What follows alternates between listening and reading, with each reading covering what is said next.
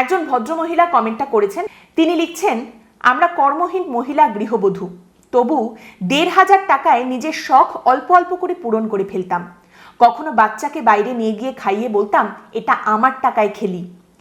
জীবনে পড়াশোনা শিখে রাজনীতির শিকার হয়ে চাকরি করতে পারিনি। কাউকে দোষ দেব না, দোষ দিয়েছি নিজেকে। দেখুন, এই যে অন্নপূর্ণা ভাণ্ডার বা লক্ষ্মীর ভাণ্ডার যখন প্রথম চালু করা হয়েছিল, তখন না একটা অদ্ভুত বিষয় ছিল। আমরা সকলেই এটা বুঝতে পেরেছিলাম যে মমতা বন্দ্যোপাধ্যায় তার নিজের ভোট ব্যাংকটাকে সিকিউর করার জন্য তিনি এই টাকাটা দিচ্ছেন, কিন্তু এটাকে প্রেজেন্ট করা হতো খুব অন্যভাবে। উনি বলতেন সব মেয়েই অল্প অল্প করে কিছু টাকা জমায়। কেউ হয়তো টাকা জমায় একটা কানের দুল কিনবে বলে, আবার কেউ হয়তো টাকাটা জমিয়ে রাখে যে ছেলে যদি এসে বলে মা রোল খাবো, তাহলে বাবার কাছে টাকার চাইতে না পাঠিয়ে নিজের শাড়ির আঁচলের গিঁটে বেঁধে রাখার টাকাটা বের করে সে যাতে ছেলের হাতে তুলে দিতে পারে। এদের জন্যেই আমি টাকাটা দিচ্ছি, এই জন্যেই আমি টাকাটা দিচ্ছি। এই গোটা বিষয়টার একটা ইমোশনাল অ্যাপিল ছিল, একটা আবেগের জায়গা ছিল।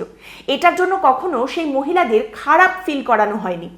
দেখুন, ক্ষমতায় আসার আগে একটা সময় বিজেপি এবং বামেরাও এই ভাতা দেওয়া নিয়ে কিন্তু কটাক্ষ করেছে। ভাতা, ভিক্ষা, এই সমস্ত কিছু তারা বলেছে। তারপর খুব অল্প সময়ের মধ্যে তারাও আবার সিধে হয়ে গেছে, তাদেরও এখানে ফিরে আসতে হয়েছে। বিজেপি কি বলতো ক্ষমতায় আসার আগে? যে এইটুকু টাকায় চলে না, এই যে তৃণমূল কংগ্রেসের সরকার যে টাকাটা দেয়, এইটুকু টাকায় মা বোনেদের কি হবে? আমরা আসলে আরো বেশি টাকা দেব, আর একটু বেশি টাকা আপনাদের দেব। এই যে কথাটা উনি লিখেছেন, কখনো বাচ্চাকে বাইরে নিয়ে গিয়ে খাইয়ে বলতাম, এটা আমার টাকায় খেলি। এই যে লাইনটা, এটার মধ্যে না একটা আত্মাভিমানের জায়গা আছে, একটা আবেগের জায়গা আছে।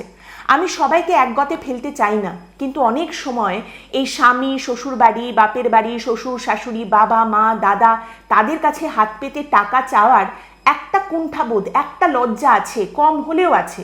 সেখান থেকে বেরিয়ে একটা টাকা পাওয়া এবং সেই টাকায় নিজের সন্তানকে খাইয়ে এই কথাটা বলা যে এইটা আমার টাকায় খেলি, আমি আমার সন্তানকে টাকা দিয়ে খাওয়াতে পারলাম, এটার একটা আলাদা আবেগ আছে।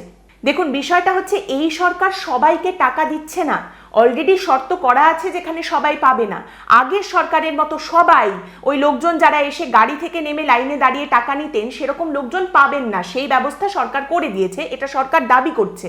কিন্তু তারপরে এই মহিলারাও যদি সেই টাকাটা না পান, তাহলে সেটা সরকারের কাছে কিছু টাকার হিসেব হতে পারে, আপনার কাছে কিছু টাকার হিসেব হতে পারে, কিন্তু তাদের কাছে এটা আত্মাভিমানের হিসেব।